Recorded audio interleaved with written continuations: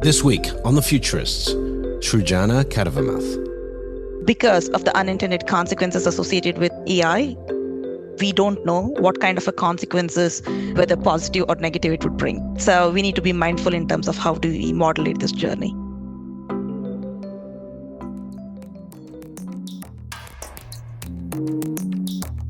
Welcome back to The Futurists. I am your host, Brett King, and in the hosting chair this week is my good pal, Brian Solis from Salesforce. Brian, welcome to the show. Back.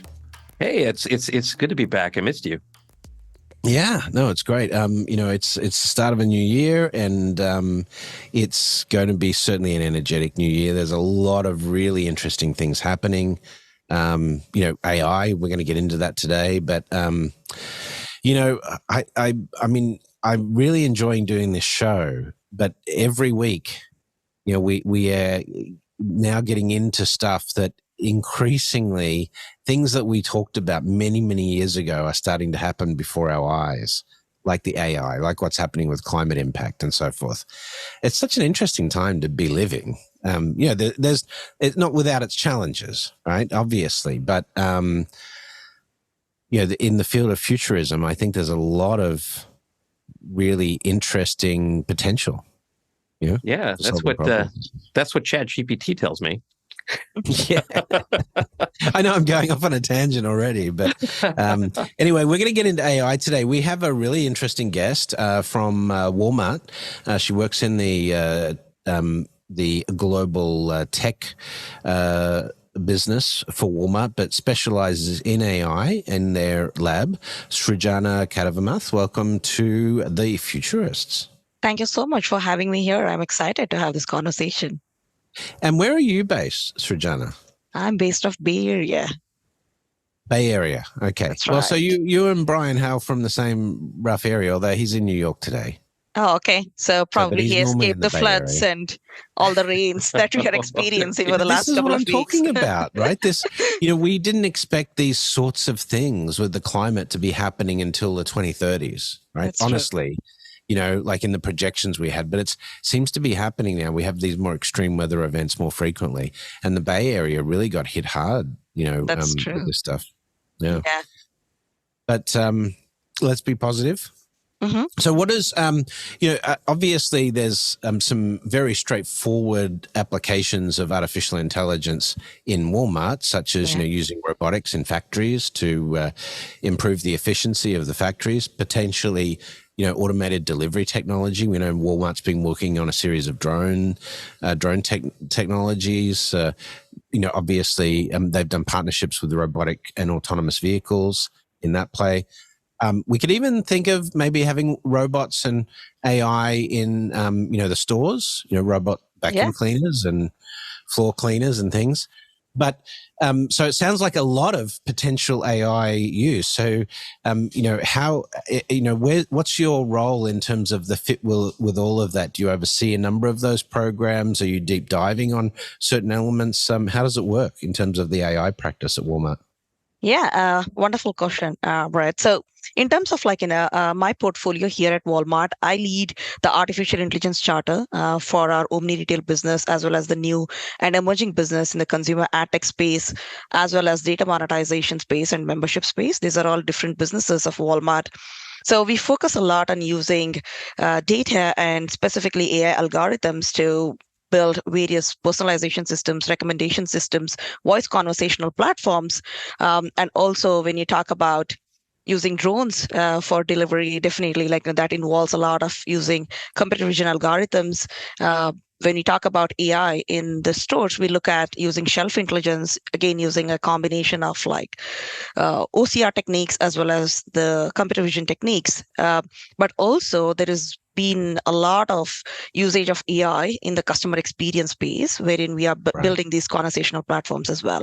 And especially during pandemic, one of the prominent features that went out is creating this virtual fitting room experiences for our customers, especially the Gen Zs who are more prone to doing this shopping online, and that kind of reduces our returns as well, because you can try out different apparel. We launched a series of new features, including be your own model as well. So all interesting applications of AI, and I'm fortunate to work with some interesting team members who are AI experts, bringing in a lot of experience handling humongous amount of data and deploying them at scale. Now, it's still a challenge finding the right talent, isn't it, in this environment? I mean, I know there's a shortage of tech people generally, but I heard this, I don't know if it's apocryphal, but I heard this story that Jeff Bezos went out and tried to hire 1,000 data scientists, a few years ago, and basically said to his team, you can pay whatever you need to pay, and he could only get 600, right? This is what I heard, right? But Brian, maybe you jump in as well. I mean, where are we going to get the talent for this? It seems like from an education perspective, we've got some challenges itself getting more people interested in the fields of AI and these robotics and so forth. Absolutely. Srujana, I have so many questions for you, and I'm trying to hold them back. Maybe, Brett, we could have a 3 or 4 hour episode this time around. Yeah, exactly. But Srujana, there's 2 things I want to ask, and they're both very different, but I do want to build on what Brett is asking, because I know you've been involved in also trying to expand the net that companies cast in order to bring on AI professionals and experts within the organization, specifically in the areas of diversity. And I'd love to hear about the challenges that you see, but also some of the creative ways that maybe they're not thinking about to expand their candidates for possible consideration.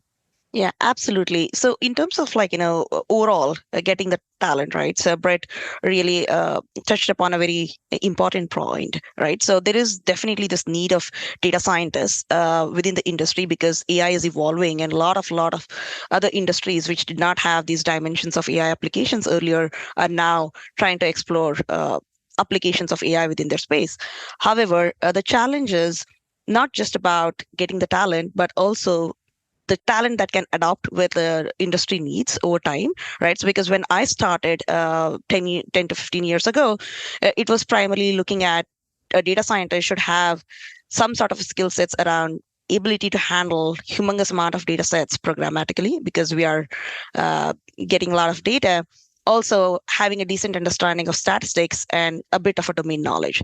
But today, the expectations from data scientists is much more, because the expectation is they need to have very good understanding of technology stack and achieve computational efficiencies, because that's a humongous resource investment for the company, right? So now, because that's evolving over a period of time, I do not believe that we'll have this genre of professionals called as data scientists. We'll have AI experts who'll be bringing in a lot of nuances around bringing in innovation through different nuanced techniques of deploying these models, or coming up with pure statistical modifications to models. And then we'll have another set of talent who are machine learning engineers who have this ability to deploy the models in the production environment and scale them effectively, right? So because most of the data scientist jobs would be done by AutoML applications that we have on GCP or AWS, right? So I believe that becomes a little bit of an interesting mix, and we need to start getting ready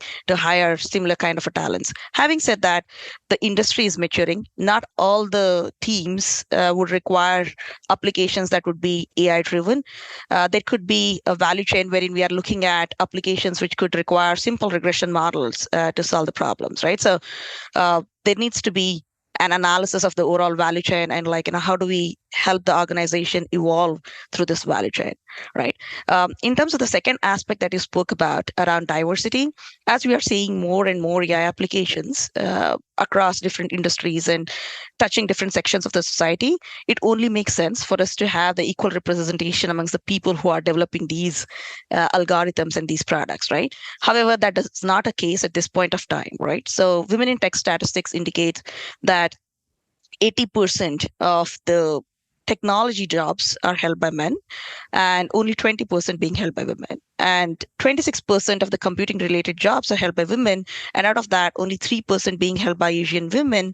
And this creates kind of a disparity and pandemic has not helped at all, because we have seen that at least the caregiving, because of the caregiving responsibilities, it has led to some sort of psychological, emotional challenges around well-being for women, resulting in many women being displaced from the technology workforce. All right. So that kind of creates a challenge around this aspect of bringing in more diversity and inclusion, and requires organizations to be more thoughtful around acquiring and getting more talents. I think we need women to help us train these models, frankly. We need that emotional sensitivity. I know that's cliche, but we need that we need that diversity in the models that we're building. And that's all. Bias is already clearly a problem in machine learning. Indeed. So, Srujana, can I ask? I'm just going to ask a quick question, and then I have a follow-on question, which is: do you have, based on your work, because I know you've done a lot in helping to raise awareness for diversity, do you have any recommendations for companies in order to think differently about how they're, like for Jeff Bezos, if he's listening, how does he get the other 400 by thinking through diversity? Yeah, obviously, data science is an interdisciplinary skill. All right. So it requires people to work in a collaborative fashion with the product teams, with engineering teams, work very closely with the legal and governance team as well, because we are seeing a lot of unintended consequences of AI application. More and more, we are seeing that the AI algorithms are even playing a role in terms of screening the candidates, right? So I think it's going to be a balance in terms of not necessarily just having the algorithm screen the candidates, but also being thoughtful in terms of looking at how do we bring in more representation? How do we make sure the algorithms that these or the data sets these algorithms are being trained on are more representative in nature, right? So I think we need to kind of look at it through multiple facets here. See, that right there is something that, Brett, to your point that you just made, is that there's an intentionality behind how those algorithms are even executed. And so the intention of saying, let us explore more diversity in the candidates that we consider, has to be trained, but also has to be explicit from whomever's leading that program. So for those listening, that means that you have to consider then deploying or upgrading, I should say, the algorithm for exactly what Srujana is talking about. So I do want to bring up a timely thing, just simply because I'm here in New York, attending the National Retail Federation convention, which Walmart is clearly talked about everywhere, down every aisle. The thing about retail is that it isn't just about what a store looks like. It's everything in terms of how it operates, inventory, supply chain, customer experience you mentioned earlier. The data sets are mind-numbing, humongous, but also very specific in terms of how you have to process that data, understand it, refresh that data to keep up with trends. And I just wanted to ask you something. I was in a meeting yesterday with a very large retailer, and the question of AI came up with understanding, when it comes to customer experience, is there an all-knowing data set, or what are the best practices that you're seeing in terms of applying AI to enhance areas of the customer experience, but then also as the customer relationship? And it was a really interesting question, because I think the answer that they were looking for was, give us a black box of which we can plug in this brain to. But I think I'd love to hear your thoughts on it. Yeah, very good and a very relevant question here, Brian. So machine learning algorithms are the statistical representation of the world that we live in. They need to be trained on different kinds of data sets. And when you're talking about organizations like Walmart, which have got humongous amount of data because of the transaction information that we collect, this data runs into petabytes, right? So there is this focus on looking at how do we productionalize these data sets and productionalize these models and help the organization evolve, because we cannot necessarily use the AI algorithms to solve specific use cases, because we are talking about the enterprise scale and different geographies of operations as well as different channels of operations, right? So this is where we start focusing on evolving and talking about using AI and productizing AI to generate enterprise-wide results rather than focusing on building algorithms for individual use cases. Because productizing AI helps the organization move up the value chain. It helps drive innovation, utilize and enhance the intellectual capital of the organization, as well as it helps us bring in tech standardization across different geographies, right?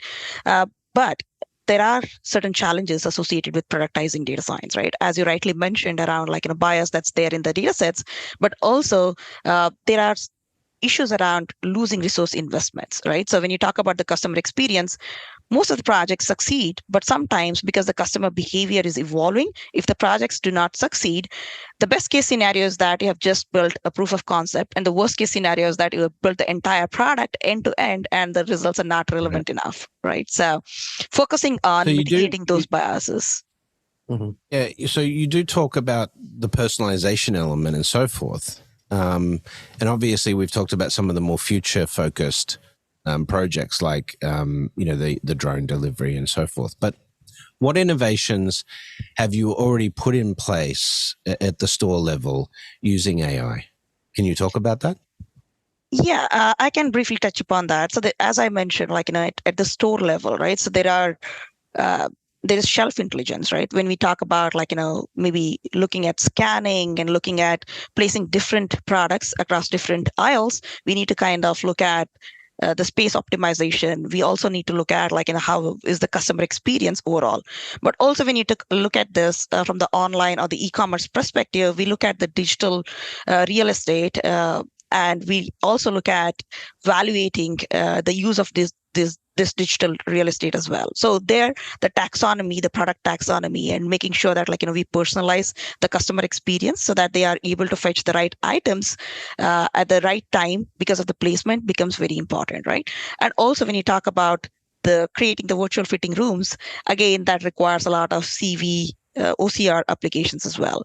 But one specific applications that I wanted to kind of mention, wherein we see that the customer experience is evolving, but there may be some sort of unintended consequences associated with that as well, right? So we are very conscious about using the voice conversational platforms and making sure that they have got multilingual translation abilities, semantic sentiment extraction abilities, right? So just deploying the voice conversational platforms with only one language is not going to help our customers, and not especially useful if we have certain data sets that also concentrate on certain other languages as well, right? So to make sure that we are efficiently using our data sources and driving innovation, we need to bring in these aspects as well. Interesting. Yeah.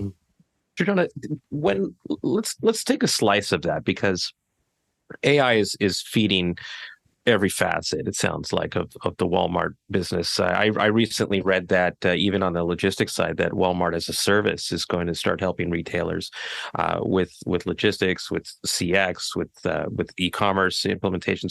So fascinating. When you think about the AI algorithms that you use to then drive whatever innovation pilots that you're going to consider, so say virtual dressing room, for example, what does that process look like, and who's on the other end of receiving that data? So when you find these interesting patterns, who says, this is incredible, I think that's going to lead to a virtual showroom or drones or whatever's next? Yeah. So we have a 4-in-a-box approach, right? So we have product, we have business, we have technology, which includes data engineering and data science. And also we have CX UX team, which is a customer experience and user experience team. So it's a combination of different inputs that go into making decision that come across all of these different teams, right? And also there is a legal and governance aspect as well, because the regulatory framework is evolving. So it becomes extremely important to work very closely with the digital citizenship team in driving these applications. For example, when you talk about the personalization, there is something that we talk about, okay, fine, we want to personalize, but we don't want to hyper personalize, because it leads to filter bubble, which keeps reinforcing the same interests and belief systems amongst our customers, right? So there is some sort of a regulatory mandate as well as the governance perspective we take into consideration while making these decisions. Fair enough. Well, listen, it's almost time for breaks, Srujana. So before we do the break, we like to do what we call the quick fire round, the lightning round, asking you a few questions. Normally you ask about sci-fi, but I'm going to ask about artificial intelligence this time. So here is the lightning round. What was the first mention of artificial intelligence you can remember being exposed to in society, either via TV or books? Biofield cropping pattern. What? Yeah. Biofield cropping pattern? Yeah, that's right. So the realm of like data science, I was not necessarily exposed to. After completing my engineering, I was placed with the Energy and Resources Institute. And as a fresh engineering graduate, I was exposed to humongous amount of data on biofield cropping pattern. And I was asked to analyze this. And that's where I started. I got the first real world exposure to analytics and started my career as a data scientist. All right, so it was very tactical, very tactical. What technology do you think has most changed humanity? Technology in the sense like talking about within artificial intelligence? No, not necessarily, just generally. I believe internet surfing. Internet as a technology. Okay, yeah. Hey, Brett, I'm going to add to that one. Just not that you asked me, but I'm going to say IVRs. What a positive impact they've had on humanity. Yeah. I'm just kidding. Yeah. Just kidding. Name a futurist or an entrepreneur that has influenced you and why. So I. Scientist. You're talking about science. Sorry, Brett, you had a follow-up question? A futurist, an entrepreneur, a scientist, someone that's influenced you. Yeah, I definitely like Elon Musk, right? So some of his thinking, right? He's an entrepreneur, but also not necessarily I agree to all of his viewpoints, but especially like using artificial intelligence in terms of space expedition and aviation, that I think is really interesting. And with the launch of Perseverance as well as Opportunity, I think there has been a lot of inundation of data and exploration of interspatial travel as well. Yeah, interesting. And the last one before break is, what science fiction story that depicts artificial intelligence is most representative of the future that you hope for? I read Algorithms to Live By, all right, so by Brian Christian. So it has got numerous examples of using algorithms for human decisions making. So I think we have multiple interesting anecdotes from that particular book that are more applicable in the future context. Awesome. Great. Yeah, thank you. All right, Brett, I'm going to just take us to break now. This is Brian Solis, and you are listening to The Futurists. We'll be right back, and after the break, we're going to talk about AI for good.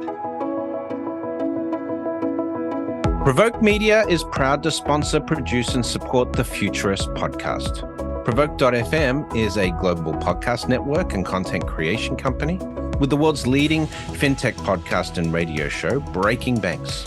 And of course, its spin-off podcast, Breaking Banks Europe, Breaking Banks Asia Pacific, and the FinTech 5. But we also produce the official Finovate podcast, Tech on Reg, Emerge Everywhere, the podcast of the Financial Health Network, and Next Gen Banker. For information about all our podcasts, go to provoke.fm or check out Breaking Banks, the world's #1 fintech podcast and radio show. Welcome back to The Futurists. I'm your co-host, Brian Solis. I'm here today with Brett King and our special guest, Srujana Kaddevarmuth. We're going to bring her back on in just a second, but before we do, let's turn it over to Brett King to do a deep dive into the news from the future. I think we're talking about immigration today. Is that right, Brett? Absolutely. So this is obviously a contentious issue, immigration, but I just wanted to do some deep dive on this. The news came out this week that China is going to see a contraction in its population for the first time. Now, this is interesting because we predicted this would be 2026 when this would occur, and the pandemic has sped this up. obviously lockdown hasn't been favorable to China's birth rate over the last couple of years. And this is a serious problem because one of the advantages the US has over China is its immigration rate. And immigration is a massive stimulant for economic activity. In fact, there is a very strong argument to suggest that the US couldn't have had the growth that it's had over the last few years, or over the last few decades rather, or Europe, without positive immigration policies. And I know this is an uncomfortable conversation for some in the US that sit on the right, but recent research from the American Enterprise Institute shows that between 1990 and 2014, US economic growth would have been 15% lower without the benefits of immigration. But if you apply that to the UK, it would have been 20% lower without immigration, and across the EU generally, somewhere in the 20 to 30 points lower range. And so there is a measurable impact that immigration has on society, because at the heart of each economy is consumption. And that's the reason that China's economy has been growing so successfully. But consumption requires you to put more people into the market over time to grow that market beyond its current levels. You can only do that with either increasing the birth rate or with immigration. And so this is a really interesting piece. Now, if we look at the success of immigration in the US, it goes well beyond just improving the economy.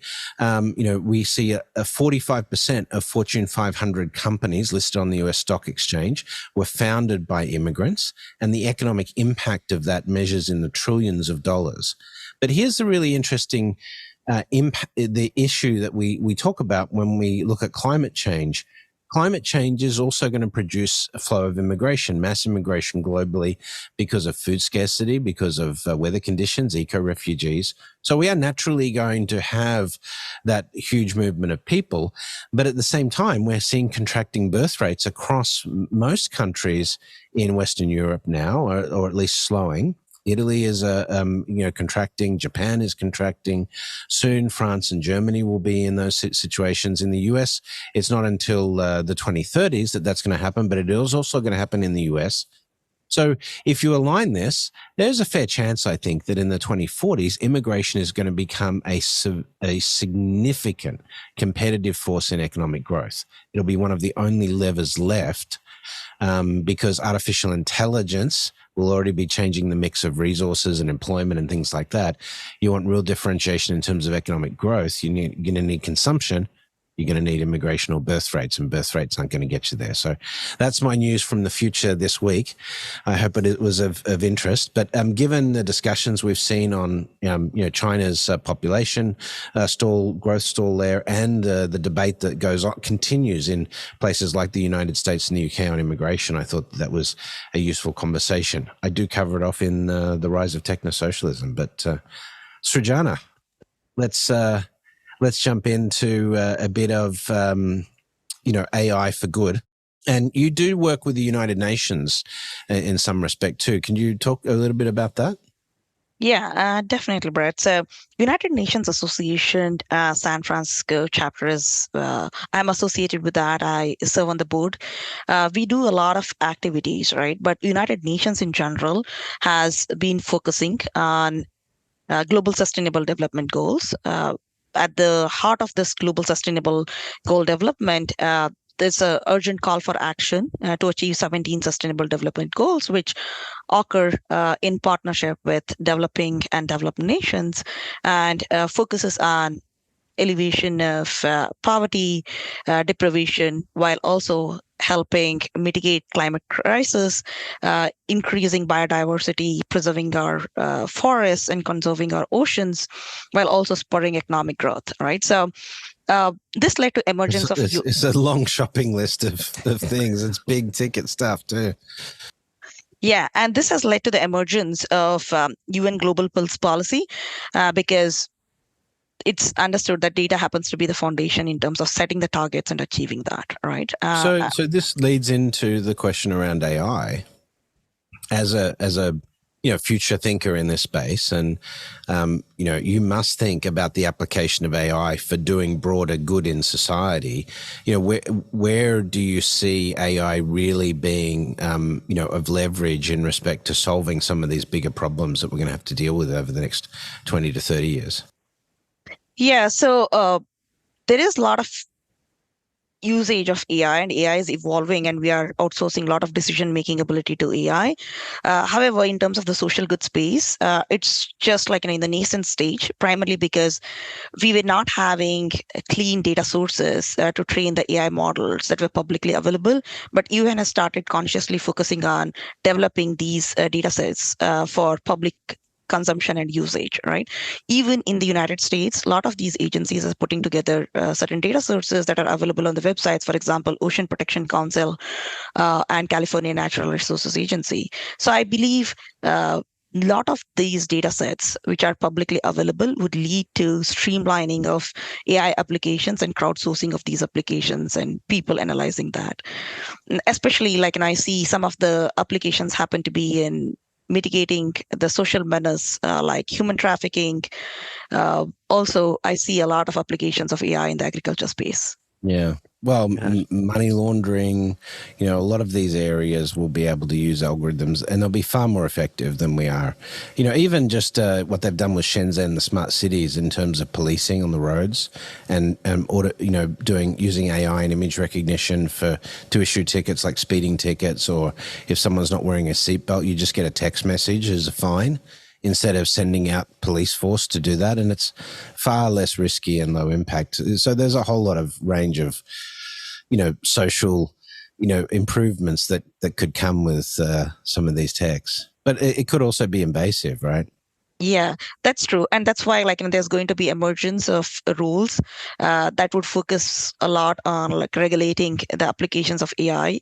Ethical AI is a space that's going to grow significantly, as well as cybersecurity space, because the data regulatory framework is evolving with new data privacy protection like GDPR and so forth. Yeah, CCPA. But this is the problem with regulation. It tends to be backward looking because it tends to respond to risk. But the problem with AI is we have to build ethics in now.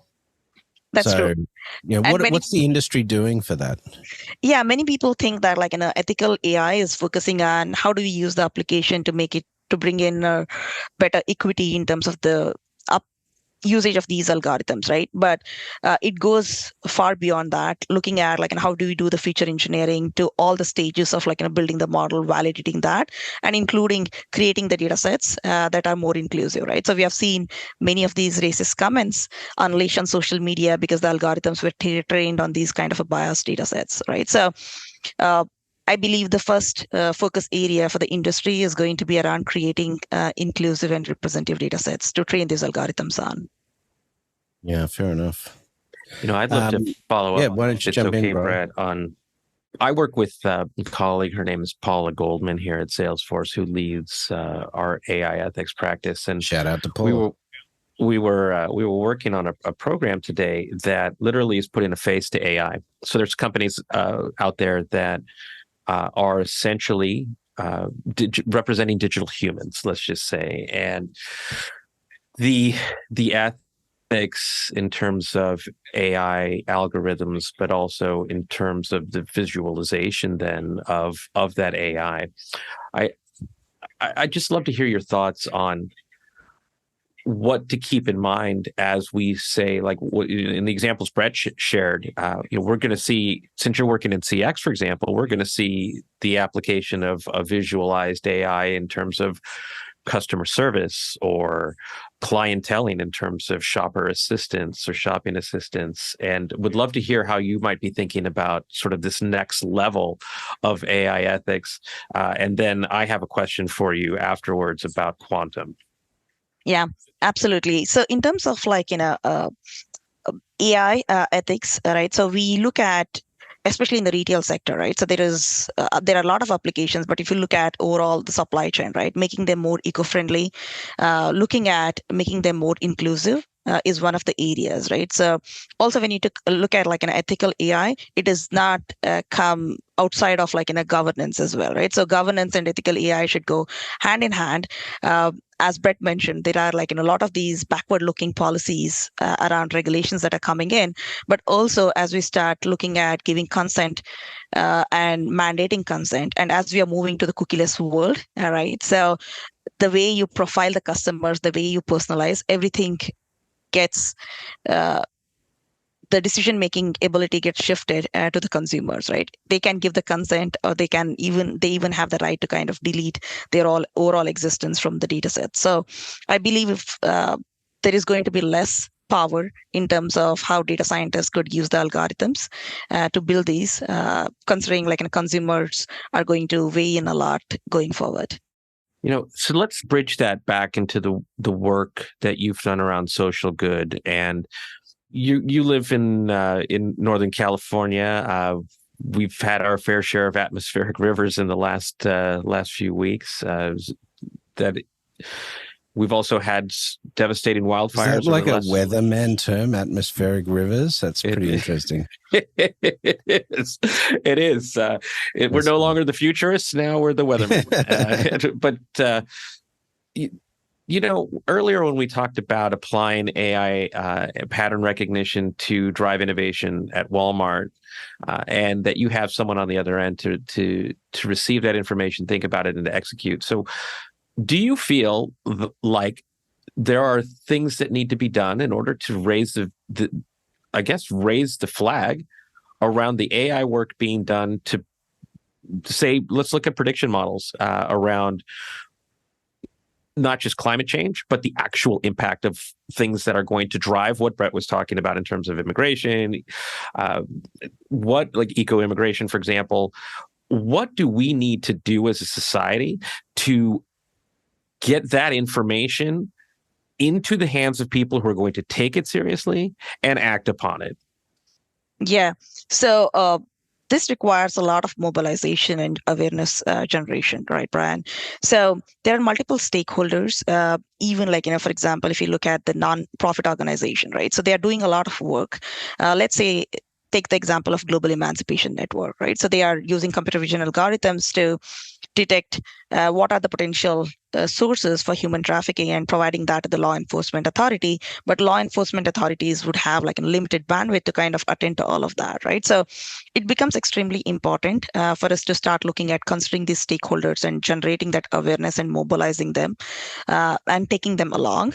But also it requires a lot of corporate and public-private partnership as well, right? So computational efficiencies, computational power are extremely important as we start training these algorithms, especially if these algorithms are available from the UN field agencies, humongous data sets.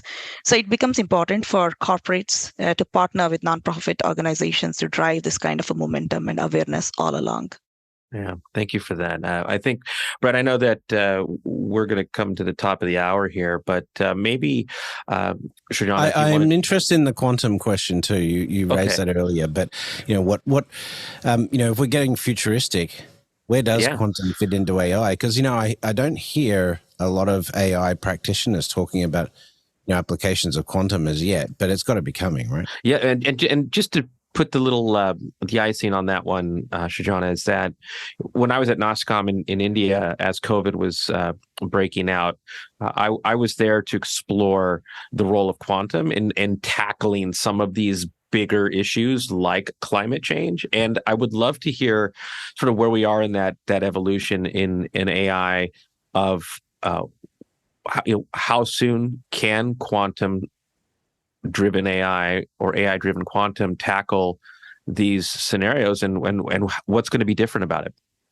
Yeah, let's take an example of like deforestation, right? So we have satellite images, right? And we have a lot of information that we could use, but also we need like geosensing information, right? So we cannot necessarily make a lot of predictions just based on satellite images. So it requires like an Internet of Things using quantum information coming from multiple sources and driving these kind of predictions, right? So I think it's going to be focusing on looking at multi-dimensional data sets and looking at how do we integrate that and bring those synergies, right? So I see that the evolution has started. We have started looking at using quantum to drive a lot of these decisions, but there's still a long way to go because of the unintended consequences associated with AI. We don't know what kind of a consequences, Right. whether positive or negative, it would bring. Right. So we need to be mindful in terms of how do we modulate this journey. But I this frustrates me, this conversation, right? We have the Stephen Hawking, Elon Musk AI hawks, right? And then we have the others, the pro AI world. What always frustrates me about this is we spend so much time debating whether AI will be good or bad, right? When we should be just simply preparing for the introduction of AI into society.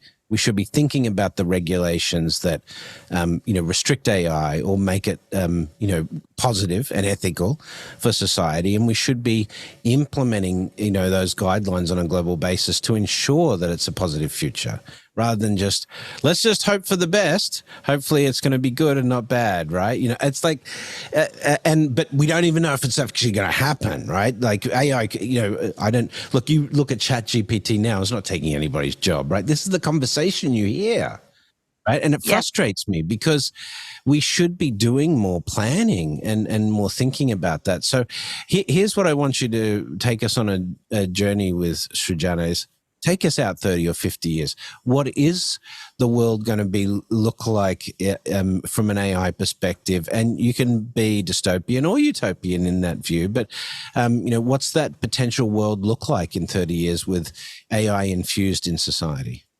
Yeah, so I do not believe we need to debate a lot in terms of positive or negative consequences. AI is going to be here. It's going to evolve. It's going to stay. All right. So we need to just embrace for this future with AI. I believe AI is going to find huge applications and we are going to work on looking at creating certain ecosystems, especially interspatial travel as well as aviation, and creating ecosystems to live on other planets is going to be something that's going to evolve. There's a huge focus around that, and also in terms of improving longevity for human beings, right? And also to mitigate certain crises around eliminating world hunger. We would have applications of AI that's going to help us achieve all of these consequences. I just saw some news today. I don't know whether you guys saw this. It's on futurism.com. Or it's actually on The Byte, which is their newsletter. Mr. Beast, the world's number one YouTuber, hopeful that science will let him live several hundred years. Mm-hmm. And I was like, well, that's isn't that what all futurists are hoping for? And we are already seeing the longevity increasing. There are stats that indicating that, and with advanced AI helping with improving the healthcare facilities, I don't think it's going to be very difficult to reach that state. Well, you're not the only one. We had Aubrey de Grey on a few weeks ago. I don't know if you got the chance to listen to that episode yet, Brian, but he was fabulous, and I learned a ton about longevity stuff and some assumptions I had that were wrong, actually. But so longevity is going to be there. But how do you think our children's generation will think of AI in the future? So I believe there is going to be less distinction between an augmented reality virtual as compared to the reality and they would be using a lot of AI in terms of how, because they are already digitally native, right? So in terms of how they perceive the environment, and they would use a lot of AI in the educational system as well. So I think it has got pros and cons, but it's important for us as parents to start embracing that this is how the evolution would happen, and get our children ready for this particular future. I wonder if it'll be just as simple as, for example, our children are already familiar with augmented reality in the sense that they're already applying filters to many of the images and videos that they use in AI. Will just like ChatGPT, just the number one adopter of that is are already students doing their homework. So, well, Srujana, before we wrap up, why don't you help bring us home? Let's talk about the future of AI at Walmart. What you're excited about, whatever you can speak about in terms of what's next. What can we think about in terms of the future of AI at Walmart and then just retail at large? Yeah, across retail, I see a lot of applications of AI, especially when you talk about the customer experience with ChatGPT. A lot of things are going to evolve, right? And the content creating as well as the ad business are going to transform tremendously because, it's going to impact how we search, how we personalize, how the ad revenue gets generated. All right. Also, we need to look at drone delivery. So there's going to be a lot of usage of AI in terms of already Walmart and various other retailers are starting to use drone deliveries, but I believe this is just going to increase, and it's not going to be only domestically but also internationally, and we are looking at interplanetary travel as well at some point of time in terms of delivery of goods as we start looking at inhabiting certain ecosystems in different planets. Wow. Wonderful. That's pretty out there. Thank you very much, Srujana. I had to put in the clap track because that was fun. So, but thank you very much for joining us. How do people find out about the stuff you're doing at Walmart or stay in touch with you personally? Yeah, they can reach out to me on LinkedIn, and I would love to have those conversations with them. Great, fantastic. All right. Cool. Well, all the best, and thanks for coming on the Futurists this week. Brian, thanks for joining me as co-host again. Of course, always a pleasure. So thank you, Brett. Fantastic. And Thank we you. have to have you back on soon. For those of you listening, obviously the show is making tremendous progress. We just passed our 150,000th download, which is in record time. So we are, have maintained our spot as the number one futurist focused show. So that's fantastic. Thank you for the support. If you can, please tweet us out, post to the show, share some of the episodes with your friends. If you can leave us a review, any of those sort of things really help, obviously. And if you haven't subscribed, hit that subscribe button, as the YouTubers say. Right, hit that subscribe button and join us every week. Smash it. Absolutely, smash the subscribe icon or whatever they say. Yeah, but we have a little tagline at the end of the show. I don't know if you remember it, Brian, but thanks for joining us. But we'll see you on the Futurists. In fact, we'll see you in the future. Well, that's it for the Futurists this week. If you like the show, we sure hope you did. Please subscribe and share it with the people in your community. And don't forget to leave us a 5-star review. That really helps other people find the show. And you can ping us anytime on Instagram and Twitter at Futurist Podcast for the folks that you'd like to see on the show or the questions that you'd like us to ask. Thanks for joining. And as always, we'll see you in the future.